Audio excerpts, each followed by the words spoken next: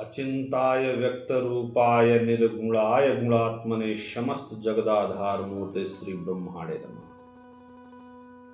तो दोस्तों, हम लोगों ने कुंडली के पहले भाव से लेकर के छठे भाव तक का लगातार अध्ययन कर लिया है। अब हम अध्ययन के दौरान अब कुंडली के सप्तम भाव पर एक विशेष डिस्कशन आप सबके साथ करने जा रहे हैं। कुंडली का जो सातवां घर होता है वो जीवन साथी स्थान होता है। वहीं से आपको अपना सोलमेट पता लगता है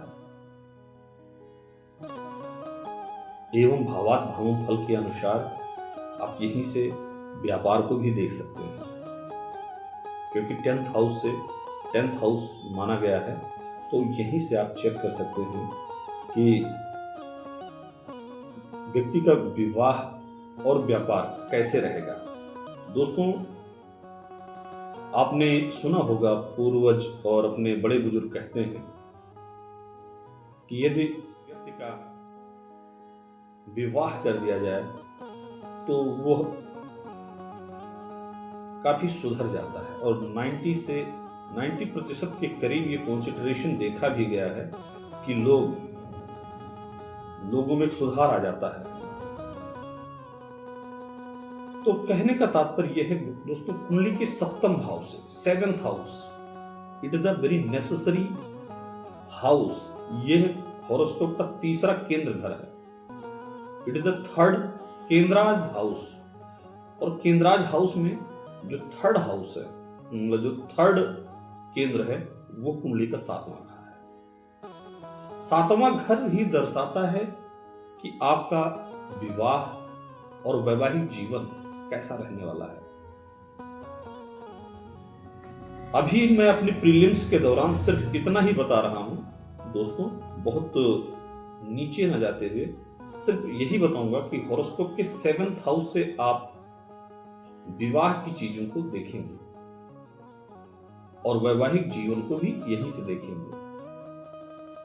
वैवाहिक जीवन को देखने के लिए और कई सारे कंटेंट्स होते हैं, उसको देखा जाता है, कई सारे रेफरेंसेस को हम चेक भी करते हैं, लेकिन अभी यहां पर इतना ही आपको बता रहे हैं।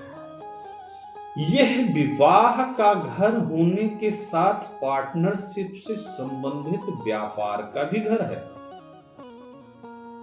जो व्यक्ति पार्टनरशिप का व्यापार करने जा रहे हैं या करने को इच्छुक हैं, उनको इस कुंडली को देखना बहुत ही जरूरी है। सोलमेट एंड स्पाउस को देखने के लिए इस हाउस की नेसेसरी जो है और बढ़ जाती है। अमूमन अपने देश में, भारतवर्ष में या कहीं भी 25 की जब एज खत्म हो जाती है, उसके आसपास में ही व्यक्ति का विवाह। अब विवाह कब होगा, कैसे होगा, इन विषयों में हम बाद में चर्चा करेंगे, लेकिन एक वैवाहिक जीवन ही व्यक्ति के भविष्य का निर्धारण करता है।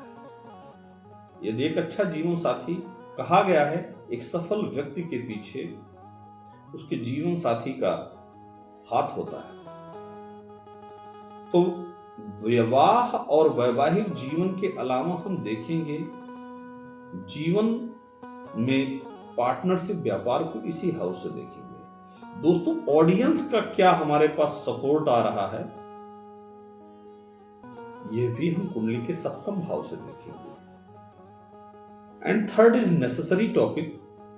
व्यक्ति के पीआर से रिलेटेड, परमानेंट रेजिडेंस और ग्रीन कार्ड से रिलेटेड चीजों को देखा जाता है, और किस ओरिजिन की लड़की या लड़के के साथ में विवाह होगा, यह भी इसी हाउस से देखते हैं।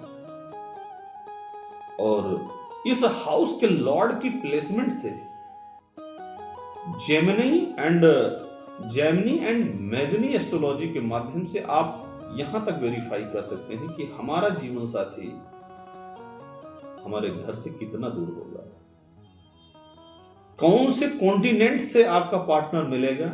इन सभी विषयों को आप कुंडली के 7th भाव से देख सकते हैं। और मैं आपको बताऊं कि 7th भाव का महत्वता इसीलिए और अधिक बढ़ जाती है। तो सोलमेट आपका कैसा होगा,